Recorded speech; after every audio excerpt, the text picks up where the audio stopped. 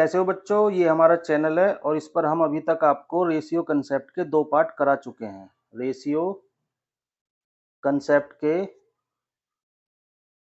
Part 1 और part 2 करा चुके हैं, जिसमें हमने बहुत ही अच्छे क्वेश्चन कराए थे।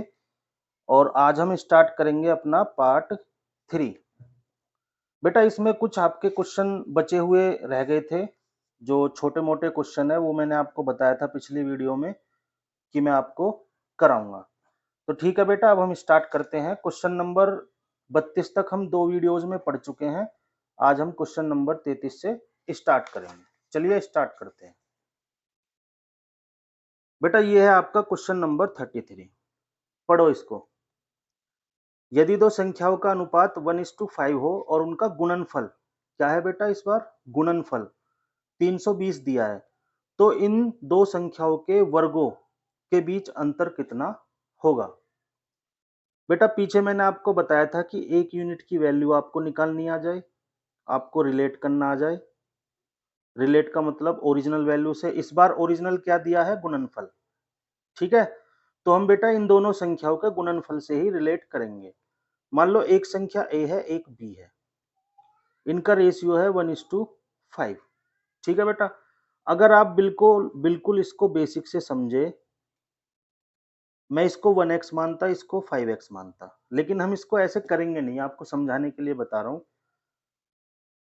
एक संख्या मेरी 1x है, दूसरी 5x है। अगर मैं इनका मल्टीप्लाई करूं 1x और 5x का, जो कि मेरा 320 के इक्वल है, तो बेटा मैं 5 1 जा 5 तो करूंगा ही, प्लस मैं ये भी करूंगा कि x की x में मल्टीप्लाई हो रही है, तो मेरा 5x स्क्वायर हो जाएगा 320 के।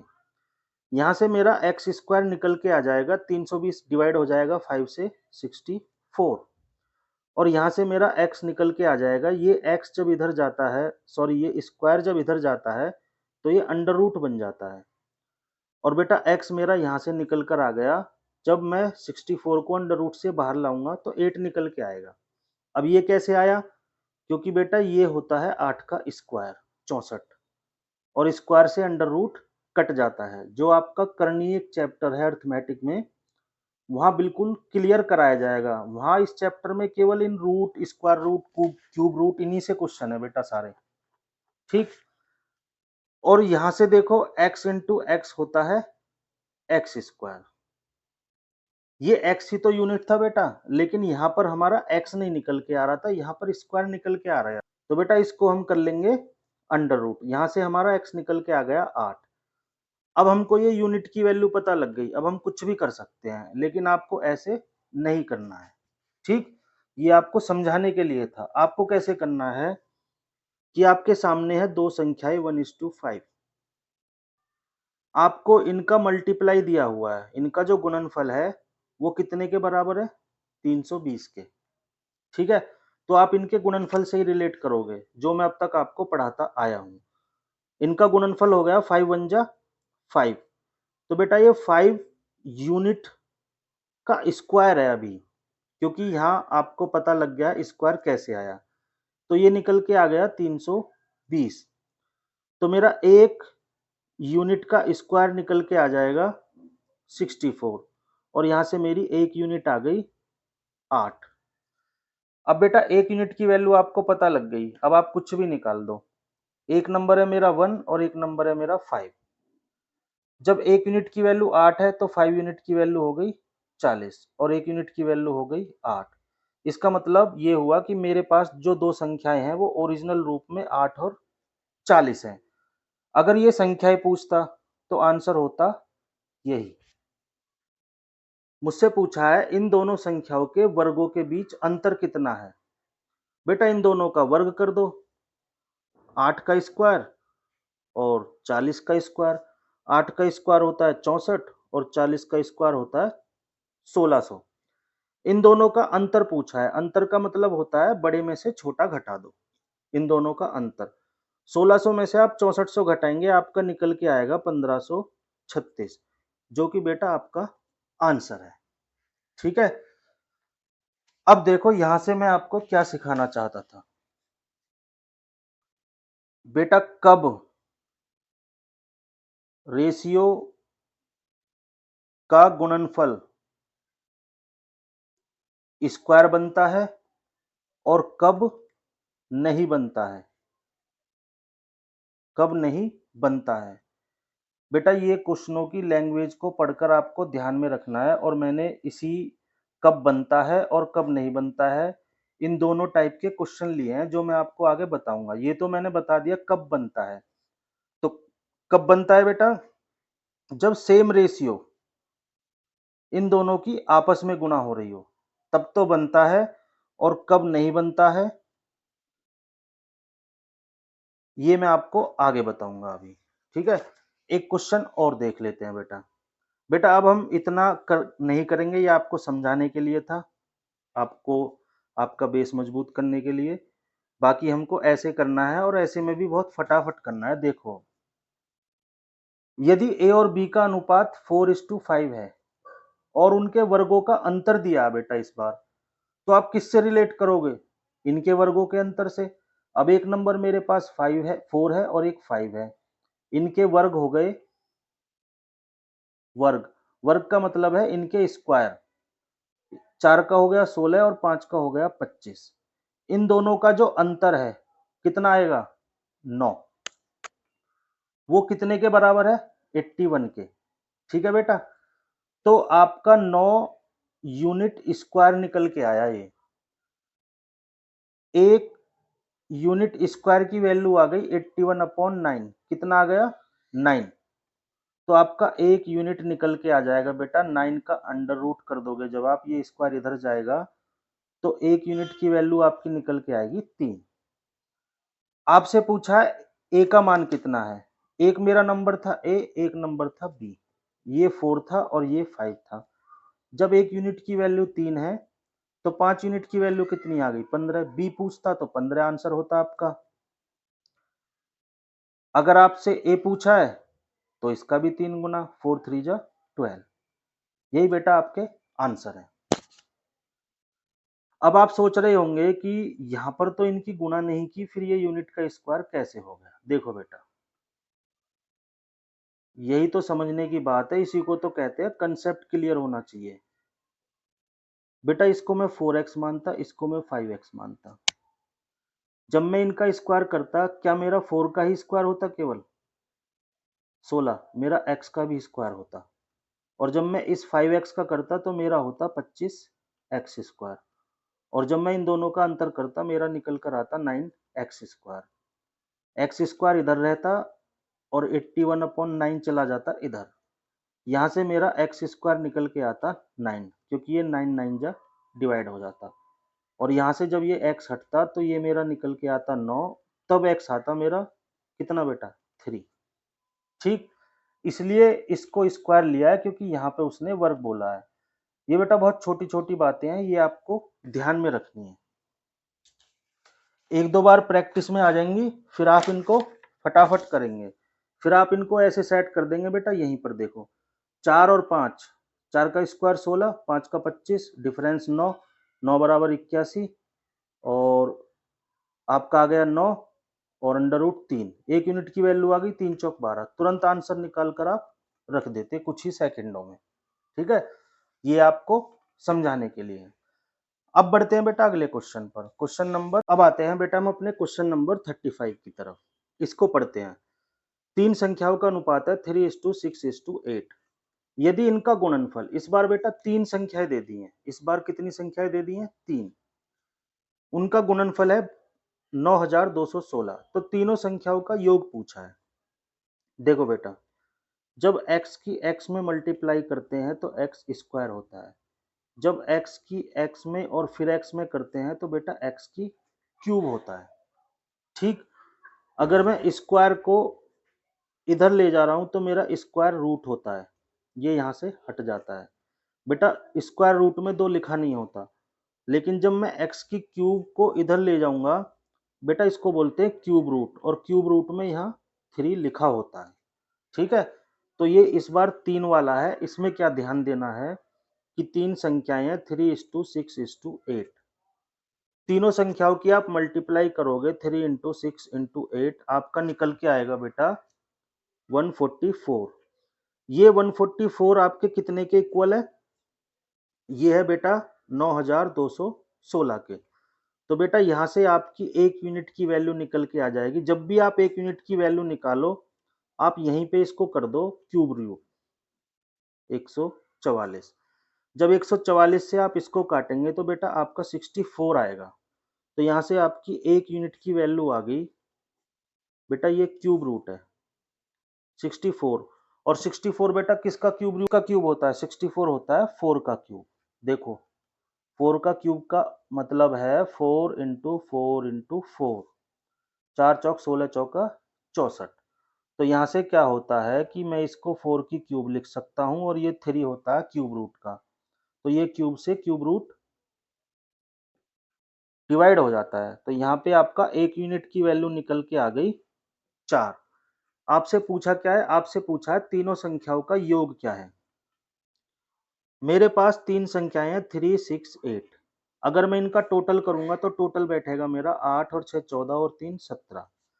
जब बेटा 1 यूनिट की वैल्यू 4 है तो 17 यूनिट की वैल्यू क्या हो गई? 68। यही बेटा आपका आंसर है। ठीक, इनमें कुछ नहीं है, इनमें बस ये ध्यान देना है, दो संख्याएं हैं तो बेटा स्क्वायर होगा, उसको उधर ले जाकर स्क्वायर रूट करना है। और अगर 3 संख्याएं हैं तो 3 संख्याओं में क्यूब रूट होता है और क्यूब होता है। ठीक है, बस फिर वही 1 यूनिट की वैल्यू और आपका आंसर। बेटा 1 यूनिट की वैल्यू ना आप 64 मत समझ लेना, क्योंकि 3 बार गुना हो रही है। इसका क्यूब रूट हमको निकालना ही पड़ेगा और इसका जब क्यूब रूट निकालेंगे तो हमारा 4 निकल के आएगा। बस यहीं पर इसको ध्यान देना है, चाहे नोट कर लो, ध्यान देना है यही बात। क्योंकि जल्दबाजी में आप 1 यूनिट की वैल्यू 64 निकाल आएंगे और आपका क्वेश्चन हो जाएगा गलत। और पिछले वाले क्वेश्चन में आप क्या करेंगे? 1 यूनिट की वैल्यू जो आपकी आई थी, इस वाले क्वेश्चन में आप क्या करेंगे? आप इसमें भी 1 यूनिट की वैल्यू 64 निकाल आएंगे, जो आपका हो जाएगा गलत। बेटा उसका स्क्वायर रूट और इसका क्यूब रूट आपको करना ही पड़ेगा। क्यों करना पड़ेगा वो मैंने आपको एक्स मानकर बता दिया। अब आते हैं बेटा नेक्स्ट क्वेश्चन पर। इसको आप खुद से करना बेटा। ये आपका HW है और कमेंट में भेज देना इसका आंसर। कमेंट में भेज देना इसका आंसर। 3 संख्याएं हैं 1:2:3 और उनके घनों का योग है 4500। सबसे छोटी संख्या पूछिए। इस बार क्या करना है? 1:2:3। तो बेटा 1 की क्यूब करोगे आप, 2 की करोगे और 3 की करोगे। इन सब का क्यूब कितना हो गया? 1 का क्यूब 1 होता है, 2 का 8 होता है और 3 का 27 होता है। इन सबको आप जोड़ोगे, इनका योग कितना दिया हुआ है? 4500। यहाँ से आप बेटा 1 यूनिट की वैल्यू निकालोगे और उसके बाद जो पूछा है उससे आप आंसर निकाल देंगे। ठीक है, ये आपका होमवर्क है। अब बढ़ते हैं और थोड़े अच्छे क्वेश्चन की तरफ। क्वेश्चन नंबर 37 जो इसी से रिलेटेड है। ये जो हम क्वेश्चन पीछे करा रहे थे, इनमें वो और क्वेश्चन को कितना बढ़ा सकता है। देखो बेटा, 3 धनात्मक संख्याओं में पहली और दूसरी का अनुपात तो ये है, दूसरी और तीसरी का अनुपात ये है। उनमें पहली और तीसरी का गुणनफल दे दिया। बेटा सबसे पहले तो हमारे पास ए, बी और सी निकलने चाहिए। पहली और दूसरी का अनुपात है 8:9। दूसरी एवं तीसरी का अनुपात है 3:4। यहाँ से आप ए रेशियो, बी रेशियो, सी निकाल लेंगे, जो आपको पीछे कई क्वेश्चनों में आपको बताया जा चुका है। ये बराबर नहीं है, इसको इक्वल कर लिया। इसका साथ ही ये है तो इसमें भी मल्टीप्लाई कर दी। तो यहाँ से ए रेशियो बी रेशियो आ गया 8:9:12। अब आगे आपसे पूछा उनमें पहली तथा तीसरी का गुणनफल। इस पहली का और तीसरी का जो गुणनफल है 8 और 12 का, वो 2400 है। तो बेटा यहाँ से जो मेरा 1 यूनिट का स्क्वायर निकलेगा अभी 2400, और ये चले जाएंगे नीचे 8 और 12। ये मेरा 12 दूनी 2400 कट गया, 8 से मेरा कट गया 25 बार। ठीक है बेटा, तो 1 यूनिट की वैल्यू निकल के आ जाएगी, ये स्क्वायर चला जाएगा इधर रूट में, और 25 जब रूट से बाहर निकलेगा तो 1 यूनिट की वैल्यू निकल के आई बेटा मेरा 5। ठीक। अब 1 यूनिट की वैल्यू एक बार निकली नहीं, इसमें बस ध्यान देने वाली बात यही है गुणनफल वाले में कि आपको थोड़ा-सा यहाँ इस वाले पॉइंट पर ध्यान देना है।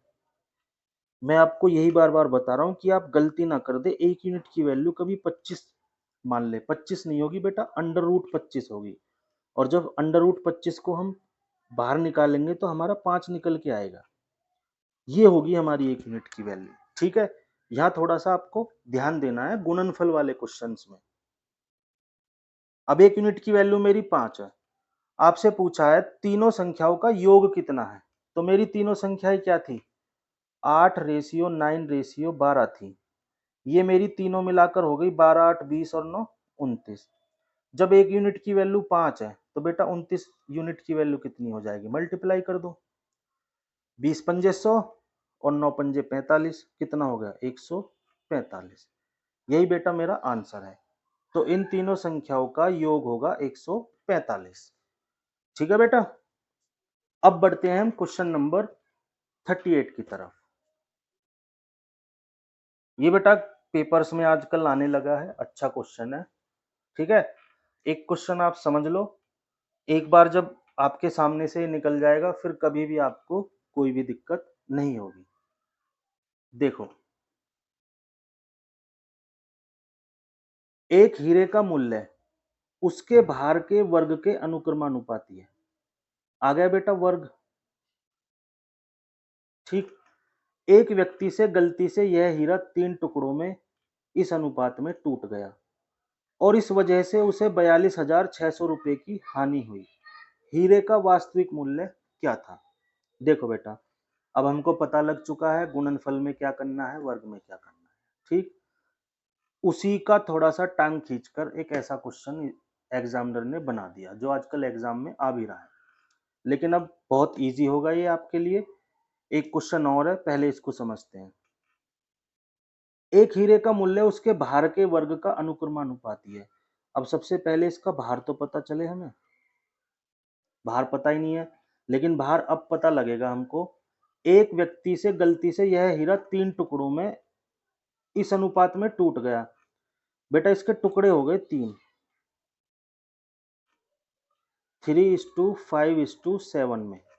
बेटा यही तो इसका भार है। मान लो ये पहले एक हीरा था इतना बड़ा, अब क्या हुआ कि ये 3 टुकड़ों में टूट गया। एक ये 3 था, एक इससे थोड़ा बड़ा था और एक इससे थोड़ा बड़ा था 7। लेकिन बेटा भार तो इतना ही रहेगा जो शुरू में था। 7, 5, 12 और 3 15। इसका मतलब इसका भार जो है 15 यूनिट था। अब ये 1500 किलो भी हो सकता है, 15 किलो भी हो सकता है, या 15 ग्राम भी हो सकता है, हमें अभी कुछ नहीं पता। ओरिजिनल वैल्यू हम इसकी निकालेंगे तब जब हमारे पास कुछ ओरिजिनल होगा। हमें इसका भार पता लग गया 15 यूनिट। ठीक है बेटा? जब इसका भार 15 यूनिट है और वो कह रहा उसका जो मूल्य है वो भार के वर्ग का अनुक्रमानुपाती है। अब अनुक्रमानुपाती क्या होता है बेटा कि जो आपका मूल्य है वो उसके भार के वर्ग का अनुक्रमानुपाती है, मतलब इक्वल है उसके। तो आपका मूल्य निकल के आ गया यहां से। जब ये मेरा 15 था तो 15 का स्क्वायर होता है 225। इसका मतलब ये हुआ ये 225 रुपए का, या अभी पैसे भी हो सकते हैं, हमें नहीं पता। इसका मूल्य आ गया यूनिट में 225 हमारे हिसाब से। जो इसकी पहली लाइन थी, एक हीरे का मूल्य उसके भार के वर्ग का अनुक्रमानुपाती है। भार हमारे पास आ गया 15 यूनिट, तो उसका मूल्य आ गया भार का वर्ग का अनुक्रमानुपाती। अब बेटा गलती से यह हीरा 3 टुकड़ों में टूट गया जिसकी वजह से इतने रुपए की हानि हुई। अब एक बात बताओ, ये टुकड़े हो गए इसके, एक टुकड़ा 3 ग्राम का हो गया, एक 5 ग्राम का हो गया और एक 7 ग्राम का हो गया। अब इनका अलग अलग मूल्य भी तो भार के वर्ग के अनुक्रमानुपाती ही होगा, ये भी तो भार ही है। इसका वर्ग क्या होगा 9 और इसका वर्ग क्या होगा 25। और इसका क्या होगा 49। अब हीरा कितने का बचा, 25 और 9 34, 34 और 40 कितने होते हैं बेटा 74, 74 और 9 कितने होते हैं 83। बेटा शुरू में ये हीरा 225 यूनिट का था टूटने से पहले, और टूटने के बाद हो गया ये 83 यूनिट का। अब आप मुझे एक बात बताओ कितने यूनिट का नुकसान हो गया, 225 का शुरू में था, 83 का टूटने के बाद रह गया, नुकसान हो गया बेटा 5 में से 3 गए 2, 12 में से 8 गए 4 और 1, 142 यूनिट का नुकसान हो गया। वो कितने का कह रहा है 42,600 का, रफ ले लेते हैं। तो बेटा मेरा जो 142 यूनिट है वो 42,600 के बराबर है। मैंने मूल्य को रिलेट किया है, ठीक है। तो मेरा एक यूनिट यहां से निकल के आ जाएगा 42,600 अपॉन 142, और 142 थ्रीजा होते हैं 426 और ये 0। बेटा एक यूनिट की वैल्यू आ गई 300, और टोटल मूल्य कितना माना था मैंने 225, तो 225 यूनिट की वैल्यू निकाल दो। आ गई बेटा निकल कर 0 0, 3 5 जा 15, 3 2 जा 6 7, 3 2 जा 6। बेटा रियल में हीरा इतने रुपए का था शुरुआत में, इकाई दहाई सैकड़ा हजार 10,000, 67,500 रुपए का हीरा था। देखो बेटा एक बार और समझो इस क्वेश्चन को। एक हीरे का मूल्य उसके भार के वर्ग का अनुक्रमानुपाती है। भार हमें पता नहीं है। अब हीरा टूट गया, टूटने के बाद उसका भार थोड़ी चेंज होगा, 3 टुकड़ों में टूट गया, एक 3 ग्राम का था, एक 5 का, एक 7 का। टोटल कितने ग्राम का होगा 15 का। तो यहीं से इसका मूल्य निकल जाएगा। मूल्य उसने बोला है भार के वर्ग का अनुक्रमानुपाती है, ठीक है। इसका मतलब उसका मूल्य 225 यूनिट है। लेकिन अभी हमें रियल वैल्यू नहीं पता, रियल वैल्यू कब निकलेगी जब हम ओरिजिनल से रिलेट करेंगे। और बेटा ये है टूटने के बाद के मूल्य, एक टुकड़ा रह गया 9 रुपए का, ये इसका वर्ग किया 25 और ये 49, इन तीनों को जोड़ोगे तो हीरा रह गया 83 यूनिट का। शुरू में था 225 रुपए का, अब रह गया 83 का। तो कितने का नुकसान हो गया बेटा 142 का। वो 142 ही आपका 42,600 रुपए की हानि हुई। इसके इक्वल है, इसके इक्वल रखो, ये रख दिया, यहां से एक यूनिट की वैल्यू निकालो और टोटल मूल्य निकाल दो। अब आते हैं बेटा अगले क्वेश्चन पर। बेटा ये इतना भी आपको करने की जरूरत नहीं है, जब ये कंसेप्ट आप सीख जाओगे ना। देखो अभी इस क्वेश्चन को देखो, ये आपका वैसे होमवर्क है, मैं आपको थोड़ा सा हिंट दे रहा हूं। हीरे की कीमत का भार के वर्ग के साथ सीधा विचरण है, वो ये कि भार के वर्ग के बराबर है उसकी कीमत। एक हीरे के 4 टुकड़े किए गए, इन टुकड़ों के भारों में इतने का अनुपात है। बेटा भारों में 1 अनुपात 2 अनुपात 3 अनुपात 4 का अनुपात है। एक टुकड़ा 1 ग्राम का, एक 2 का, एक 3 का, एक 4 का, 4 3 7 दोनों और एक 10। इसका मतलब टोटल है वो 10 ग्राम का, मान के चलो, आप मान रहे हो अभी। और वो 10 ग्राम का 4 टुकड़ों में टूट गया, एक टुकड़ा 4 ग्राम का टूट गया, एक टुकड़ा 3 ग्राम का, एक 2 का, एक 1 का, ठीक है। अब शुरू में तो वो सारा 10 ग्राम का था, तो उसका मूल्य कितना हो गया 10 का स्क्वायर, क्योंकि भार के वर्ग का अनुक्रमानुपाती है मूल्य। 10 का स्क्वायर कितना होता है 100। बेटा टूटने से पहले इसका मूल्य था ये अभी हम यूनिट में मान रहे हैं। ओरिजिनल वैल्यू तब निकलेगी जब हमको ओरिजिनल कुछ दिया होगा, हमको यहाँ पे दिया है। अब बेटा यहां से निकाल लो, टूटने के बाद 1 का स्क्वायर कर लो, 2 का कर लो, 3 का कर लो और 4 का कर लो। 1 का 1 होता है, 2 का 4 होता है, 3 का 9 होता है, 4 का 16 होता है। बेटा ये अलग अलग टूटने के बाद, जैसे ये एक बड़ा टुकड़ा था, ये मानो,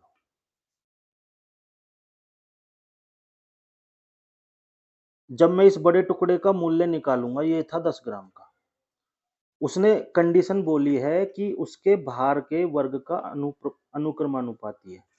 तो मैं इसका भार था 10 ग्राम, तो इसके वर्ग का अनुक्रमानुपाती 100। शुरू में होता ये, अब ये टुकड़ा टूट गया, एक टुकड़ा ये है मेरा, एक थोड़ा बड़ा टूटा 2 ग्राम का, एक उससे बड़ा 3 का और एक 4 ग्राम का। अब मैं क्या करूँगा, इनके अलग-अलग, क्योंकि उसका मूल्य जो है भार का वर्ग का अनुक्रमानुपाती है। तो भार क्या है? ये 1 ग्राम का है, ये 2 का, ये 3 का, ये 4 का। तो इसका स्क्वायर करूँगा, यहाँ इसका करूँगा, यहाँ इसके वेट का करूँगा, यहाँ इसके वेट का करूँगा।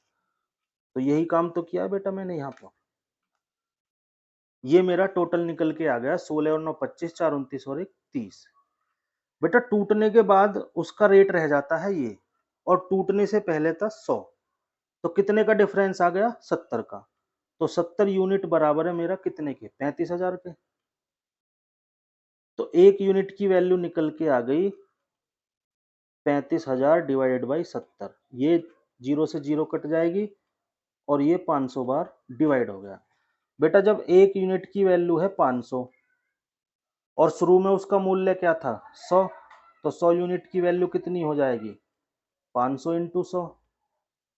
इसका मतलब 2 जीरो और ये 2 जीरो। उसका प्राइस था 50,000 रुपए ओरिजिनल। ये आपका आंसर है। ठीक है, तो मूल हीरे का मूल्य ज्ञात कीजिए। तो मूल हीरे का मूल्य है आपका 50,000 रुपए। अब बन गया ये आपका CWE। अब आते हैं क्वेश्चन नंबर 40 की तरफ। देखो, किन्हीं दो स्टेशनों के बीच प्रथम और द्वितीय श्रेणियों के रेल किरायों में 3:1 का अनुपात है। रेल के किरायों में अनुपात है ये। उन स्टेशनों के बीच यात्रा करने वाले प्रथम और द्वितीय श्रेणियों के यात्रियों की संख्या, ये संख्या का अनुपात है। यदि किसी विशेष दिन उक्त दोनों स्टेशनों के बीच यात्रा करने वाले यात्रियों से कुल रेल किराया इतना प्राप्त हुआ हो, तो द्वितीय श्रेणी के यात्रियों से कितना रेल किराया प्राप्त हुआ। देखो बेटा इन क्वेश्चनों को कैसे सेट करते हैं। एक फर्स्ट क्लास है और एक सेकंड क्लास के टिकट है। प्रथम और द्वितीय श्रेणियों के रेल किरायों में ये है किराया 3:1 का अनुपात है। कहने का मतलब ये है, फर्स्ट क्लास का जो टिकट है वो 3 रुपए का है और सेकंड क्लास का 1 रुपए का है, मानकर चलते हैं। ठीक है, उन स्टेशनों के बीच यात्रा करने वाले प्रथम और द्वितीय श्रेणी के यात्रियों की संख्या का अनुपात, ये है यात्रियों की संख्या का अनुपात, ये है आपका 1:50। कहने का मतलब ये है कि फर्स्ट क्लास का किराया 3 रुपए का है और यात्री एक ही यात्रा करता है, और जो सेकंड क्लास का किराया है वो 1 रुपए का है और 50 यात्री यात्रा करते हैं। क्योंकि वो सस्ता है तो ज्यादा यात्री आएंगे, ये महंगा है तो कम यात्री आएंगे। अब देखो, अगर मेरा 3 रुपए का एक किराया है और मेरा एक ही यात्री है, तो मैंने कुल इनकम, कुल रेल किराया कितना प्राप्त होगा? 3 ही रुपए। यदि मेरा सेकंड क्लास का 1 रुपए का एक टिकट है और मेरे 50 यात्री आ रहे हैं, तो कितने रेल के पास कितना कुल किराया आएगा सेकंड क्लास से? 50, 50 रुपीज, 50 एकम 50। अब देखो टोटल किराया कितना आ गया? 53। वो कुल किराया कितना कह रहा है? 1325। तो आपका जो 53 यूनिट है वो उसके 1325 के बराबर है। आपके हिसाब से 53 यूनिट कुल किराया प्राप्त हुआ रेल को, और वो कह रहा है 1325। तो यहां से आपकी एक यूनिट की वैल्यू निकल जाएगी। एक यूनिट की वैल्यू है 1325 अपॉन 53। ये बेटा डिवाइड करके आएगा आपका 25। यहां से आपकी एक यूनिट की वैल्यू निकल कर आ गई 25। अब मुझसे पूछा है कि द्वितीय श्रेणी के यात्रियों से कितना रेल किराया प्राप्त हुआ। कितना हुआ है? 50 यूनिट। जब एक यूनिट की वैल्यू 25 तो 50 यूनिट की वैल्यू आपकी आ जाएगी 25 इंटू 50। यहां से आपका टोटल आ गया 1250 रुपये। यही आपका आंसर है। अगर आपसे पूछता कि फर्स्ट क्लास के यात्रियों की संख्या से कुल किराया कितना प्राप्त हुआ, तो आप निकाल देते 3 यूनिट की वैल्यू, तब आपका आता 75 रुपीज। ठीक है, अब एक बार और समझो इसको। देखो देखो बेटा, मैंने आपको शुरू में बताया था, पार्ट 3 जब स्टार्ट हुआ था, एक क्वेश्चन पर किन रेशियो में स्क्वायर बनता है गुणनफल और किन में नहीं बनता है। नहीं बनता है। देखो बेटा, ये एक क्वेश्चन आया था 2 और 5 का अनुपात है। इन संख्याओं का गुणनफल आपको कुछ दिया है, तो आप इन्हीं संख्याओं की गुणा करते थे 2 इंटू 5। यहाँ x होता था, यहाँ x होता था, तो यहाँ से आपका 10x स्क्वायर हो गया, आपकी स्क्वायर बन जाती थी ये x, जो यूनिट होती है। लेकिन अब देखना है किन क्वेश्चंस में नहीं बनता। वो इन क्वेश्चंस में नहीं बनता, क्योंकि यहां भी तो आप गुणा ही कर रहे हैं। क्यों नहीं बनता, देखो, एक फर्स्ट क्लास का किराया है, एक सेकंड क्लास का किराया है, इनका अनुपात है 3:1। ये किराए का अनुपात है, और ये है आपका यात्रियों की संख्या का, ये संख्या का अनुपात है 1:50। अगर आप इसको मैनुअल तरीके से करते तो क्या करते, आप यहाँ x मानते, यहाँ भी x मानते, नहीं, ये बेटा दूसरा अनुपात है, ये संख्या का है, वो किराए का है, यहाँ मानते आप y। तब आप इनकी मल्टीप्लाई करते कि अगर 3 रुपए का एक टिकट है, एक यात्री आया, तो यहाँ से मेरा हो गया 3xy। ये 1 रुपए का टिकट है, 50 यात्री आए, यहाँ से मेरा हो गया 50xy। ठीक, इनको मैं जोड़ दूंगा, मेरा हो जाता 53xy। स्क्वायर कहाँ बन रहा है, नहीं बनेगा। ठीक है, तो यही वो क्वेश्चन है जिनमें नहीं बनता। अब मेरा 53 यूनिट बराबर है कितने के, 53 यूनिट बराबर है 1325 के। तो यहां से 1 यूनिट की वैल्यू निकल जाती 25। जब 1 यूनिट की वैल्यू पता है, आपसे पूछा है कि सेकंड क्लास के यात्रियों से कुल कितना किराया प्राप्त हुआ, इसका आंसर निकल जाएगा। अगर पूछता फर्स्ट क्लास का, तो इसका आंसर निकल जाता। ये क्वेश्चन देखने में लेंदी होते हैं, लेकिन होते बड़े इजी हैं। ठीक है, ये क्वेश्चन देखने में बड़े लेंदी होंगे, लेकिन होते बड़े इजी हैं। बाकी आप प्रैक्टिस करना, आगे बढ़ते हैं। इसी के जैसा एक और क्वेश्चन है बेटा, ये देखो। एक व्यक्ति ने कुछ चावल और गेहूं 380 रुपए में खरीदे। ठीक है, हमें नहीं पता कितने चावल थे, कितने गेहूं थे।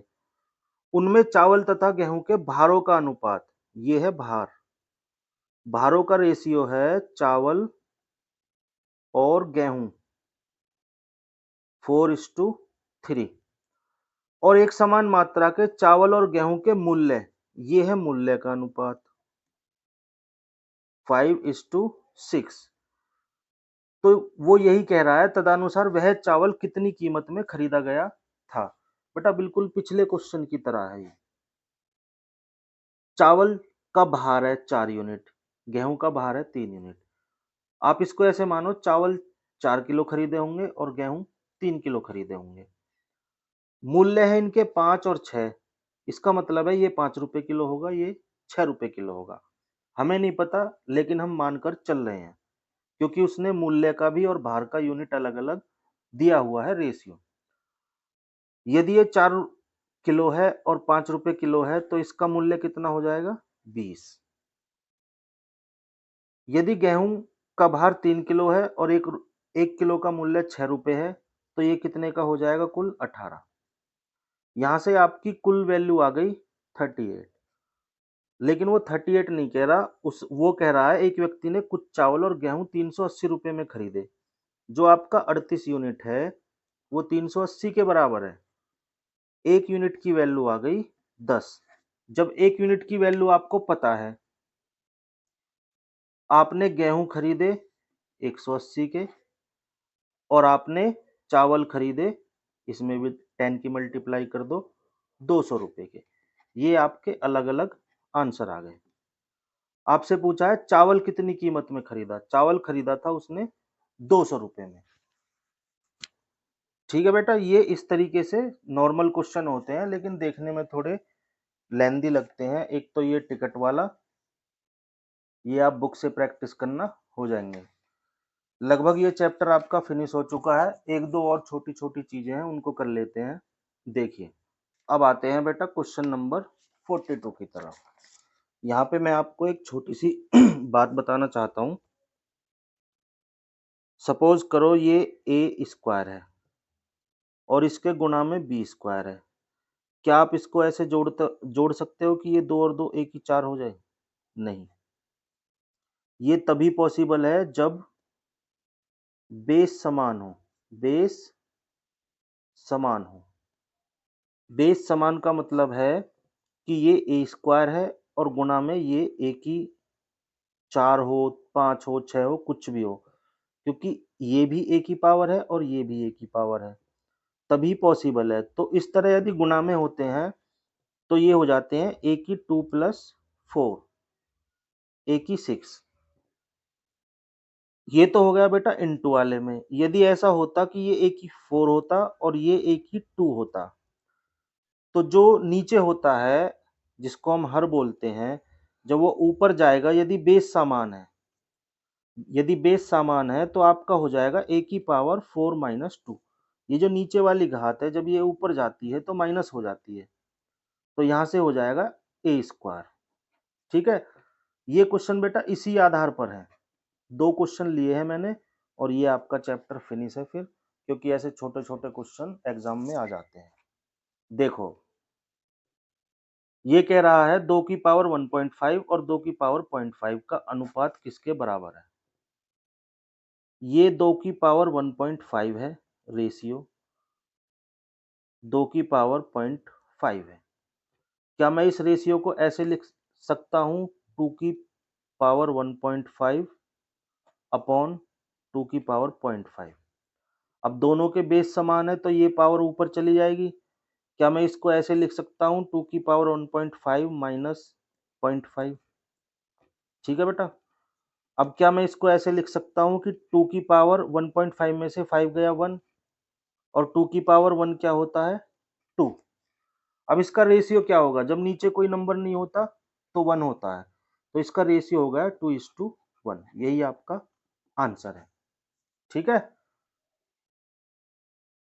इनमें ज्यादा कुछ नहीं करना, बेस देखने हैं, घात घटानी है, यहीं पे ये क्वेश्चन हो जाएगा। ये बचेगा 2 की पावर 1, और 2 की पावर 1 का मतलब 2 होता है, और जब नीचे कोई नंबर नहीं होता तो 1 मान लेते हैं, होता ही है 1। ठीक है, 1 से किसी को मल्टीप्लाई करो, किसी से डिवाइड करो, कोई फर्क नहीं पड़ता, वो नंबर वही रहता है। तो यहाँ पर आपसे रेशियो में पूछा है तो इसका रेशियो होगा 2:1। एक क्वेश्चन और देख लेते हैं, एक क्वेश्चन और देख लेते हैं। 43 43 क्वेश्चन कह रहा है कि 4 की पावर 3.5 रेशियो 2 की पावर 5 का अनुपात कितना है। बेटा देखो, ये 4 की पावर 3.5 है और ये 2 की पावर 5 है। क्या बेस समान है? नहीं है, तो इनके बेस समान कर लो। क्या मैं इसको 2 की पावर 2 लिख सकता हूँ, क्योंकि 2 की पावर 2 का मतलब होता है 4, और ये हो जाएगा 3.5। ये 2 की पावर 5 ही है। अब देखो, जब इस तरह पावर के ऊपर पावर हो तो इन पावर की आपस में मल्टीप्लाई हो जाती है। ये मैथ के नियम है छोटे छोटे। ये बाकी चीजें आपको ना करनी चैप्टर में मिलेंगी, वहां क्लियर हो जाएंगी। तो 35 दूनी 70, ये 2 की पावर 7 हो गया इस टू 2 की पावर 5। अब क्या मैं इसको ऐसे लिख सकता हूँ, 2 की पावर 7 अपॉन 2 की पावर 5। और अभी मैंने बताया था जब बेस समान हो और ये पावर ऊपर जाएगी तो ये माइनस में हो जाती है, तो 2 की पावर 7 माइनस 5, यहाँ मेरा निकल कर आया 2 की पावर 2, 7 में से 5 गए 2, तो ये हो गया बेटा मेरा 2 की पावर 2 क्या होता है 4। अब इसको रेशियो में लिखना है, नीचे कोई नंबर है नहीं तो नीचे मान लिया 1, तो इसका रेशियो निकल कर आ गया मेरा 4:1, यही आपका आंसर है। ठीक है, तो इनको इतना लंबा खींचने की जरूरत नहीं है, ये तो आपको समझाने के लिए आप यही कर देना। जब ये 4 है तो 2 की 2 लिख सकते हैं, अब ये भी 2 हो गया, ये भी 2 हो गया, दोनों के बेस समान हो गए, ये 2 की 7 हो गया, 2 की 5 हो गया, 7 में से 5 गए 2, तो 2 की 2 का मतलब होता है 4, तो 4:1, यही आपका आंसर है। ठीक, अब बेटा इस चैप्टर में आपके बचे मध्यानुपात, तृतीयानुपात, चतुर्थ अनुपात के क्वेश्चन। अब ये बेटा हम बिल्कुल लास्ट में करेंगे, इस चैप्टर को करते हैं यहीं पर क्लोज। जितनी आपकी बेसिक सी चीजें थी वो आपकी सभी फिनिश हो चुकी हैं, क्योंकि अब जो क्वेश्चन बचे हैं वो टाइम एंड वर्क, जो कि खुद एक अपने आप में चैप्टर है, उसके बाद परसेंटेज खुद अपने आप में एक चैप्टर है बेटा, उसके बाद टाइम एंड डिस्टेंस, ये भी अपने आप में चैप्टर है, मिक्सचर के क्वेश्चन है जो रेशियो में आते हैं, ये अपने आप में चैप्टर है। तो ये सारी चीजें आपकी इन सभी चैप्टर्स में हो जाएंगी। उसके बाद आपका बचता है पार्टनरशिप, इस पर भी रेशियो से क्वेश्चन आते हैं, ये भी हम आपको जब आपका परसेंटेज चैप्टर हो जाएगा तब पढ़ाएंगे। क्यों? क्योंकि बेटा इस पार्टनरशिप में रेशियो तो है ही, प्लस कुछ परसेंटेज के क्वेश्चन भी हैं। अब जब परसेंटेज मैंने आपको पढ़ाया ही नहीं है तो मैं इसको कैसे करा दूं? एक एक बार परसेंटेज हो जाने दो, जितने भी ये बाकी बचे हुए टॉपिक है सारे हो जाएंगे। अभी आप इन्हीं क्वेश्चंस पर प्रैक्टिस करना, और अब मिलते हैं नेक्स्ट वीडियो में जो होगी हमारी परसेंटेज चैप्टर पर। ठीक है बेटा, बेटा लगभग कंसेप्ट क्लियर हो चुका है। अब जो थोड़ी बहुत चीजें बची हैं, बची हैं, वो आपका परसेंटेज, जो परसेंटेज चैप्टर है ये क्लियर कर देगा। ठीक है, उसके बाद बेटा बाकी के चैप्टर फटाफट होंगे। ठीक है, उनका एक छोटा छोटा जो भी उनका नियम है कि टाइम एंड वर्क में क्या होता है, टाइम एंड डिस्टेंस में क्या होता है, वो सीखने के बाद वो क्वेश्चन बेटा फटाफट भगेंगे। ठीक है, अब हम मिलते हैं आपसे नेक्स्ट क्लास में परसेंटेज चैप्टर में।